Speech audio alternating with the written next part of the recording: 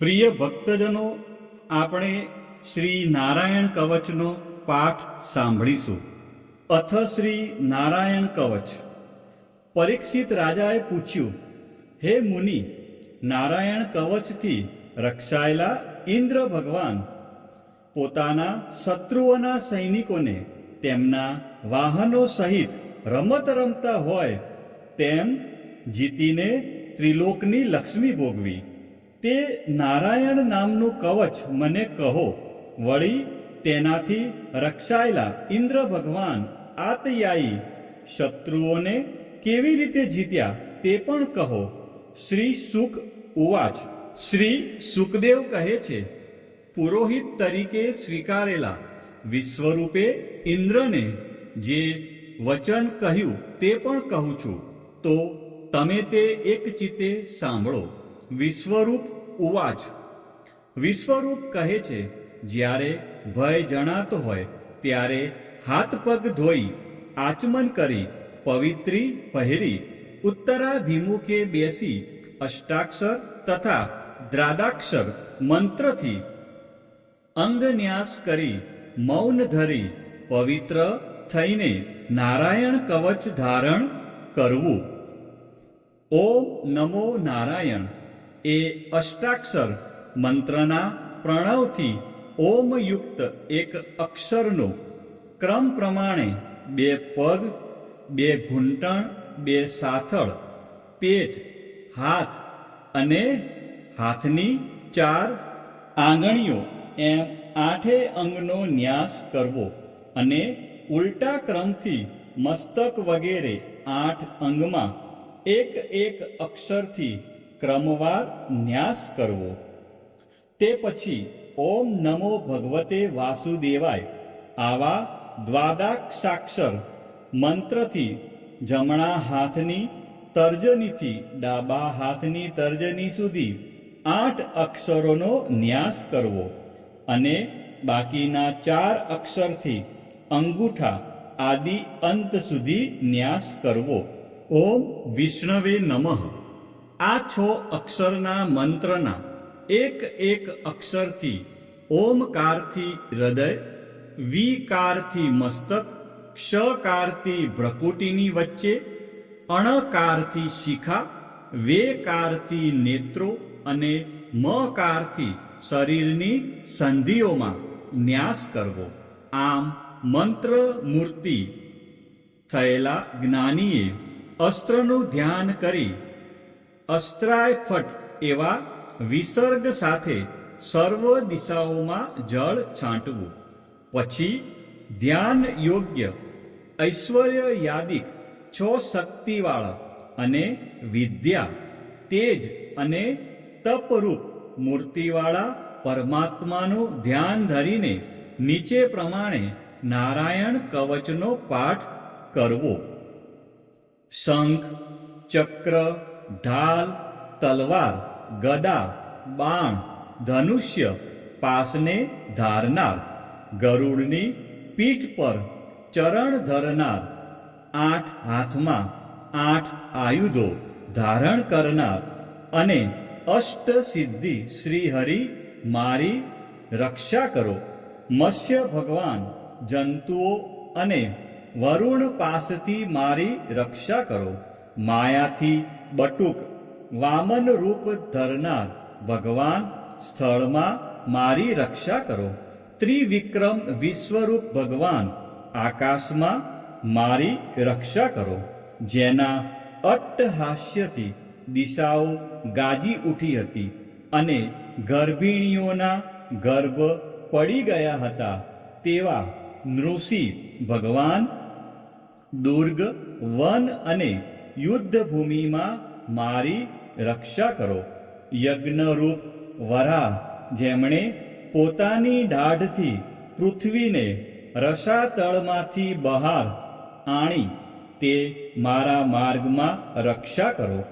અદ્રિકૂટ પર્વતના શિખર પર પરશુરામ તથા પ્રવાસમાં ભરતના મોટા ભાઈ લક્ષ્મણ સહિત રામ મારી રક્ષા કરો.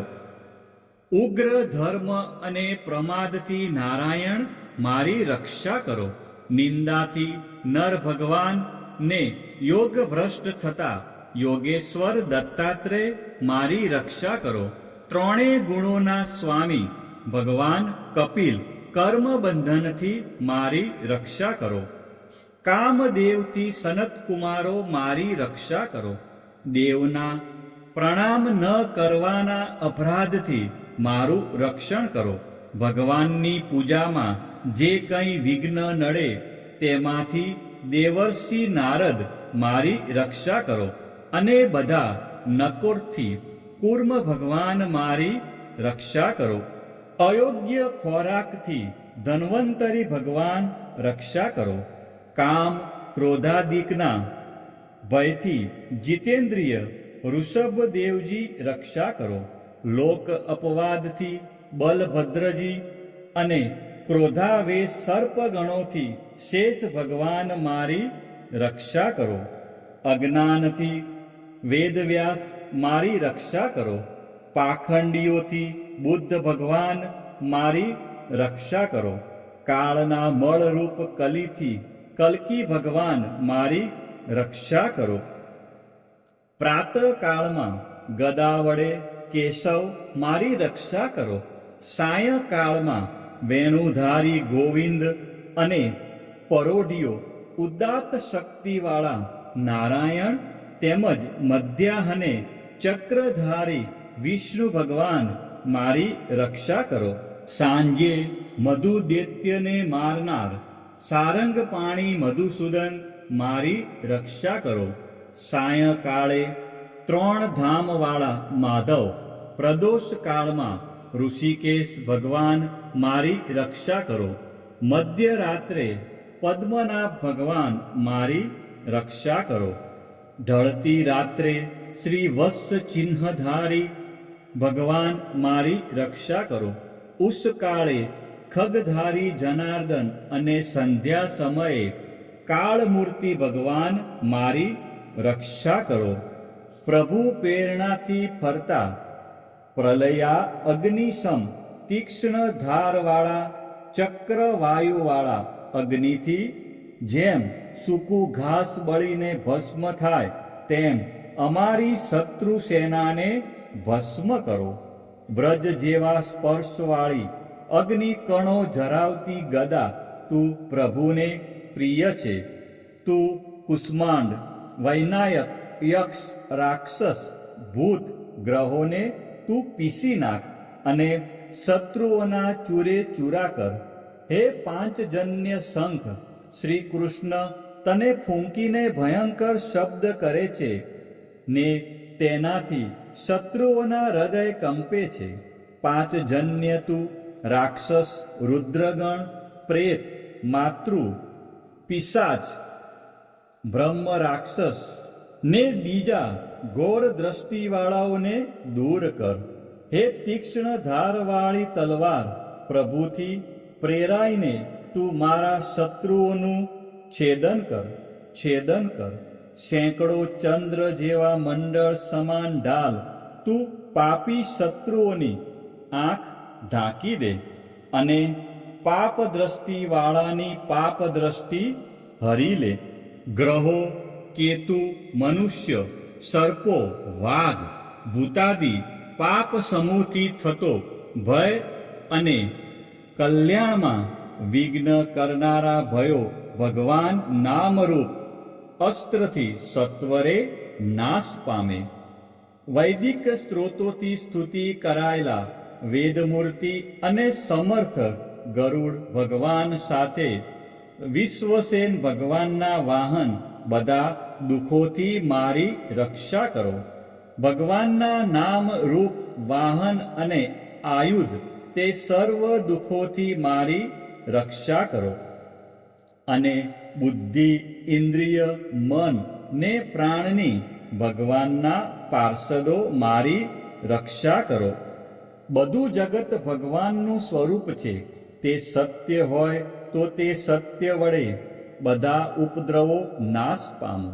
ભગવાન અભેદ દ્રષ્ટિવાળાની દ્રષ્ટિએ અભેદ છે, છતાં સ્વેચ્છાએ આભૂષણ આયુધ લિંગ શરીર તથા અવતારો ધારણ કરે છે.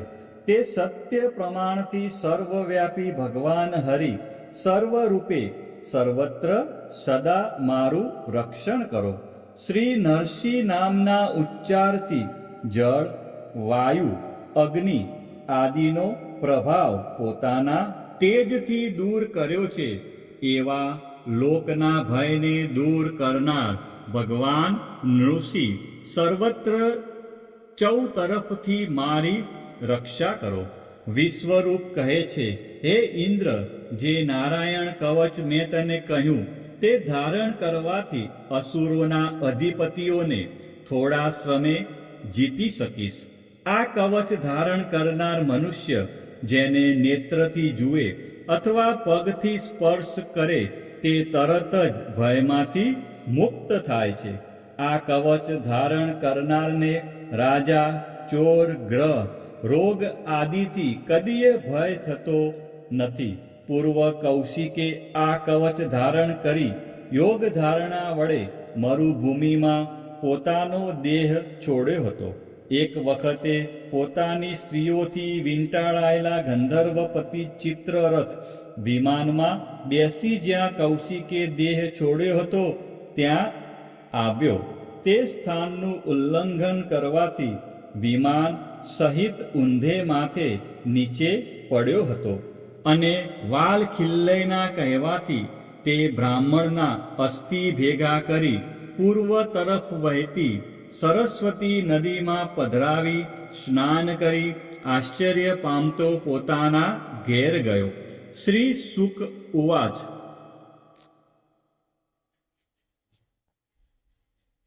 શ્રી શુક ઉવાચ. સુખદેવજી કહે છે, હે રાજન, યોગ્ય સમયે ભક્તિપૂર્વક આ કવચને સાંભળે અથવા ધારણ કરે તેને સર્વ પ્રાણીઓ વંદન કરે અને ભયમાંથી મુક્ત થાય છે.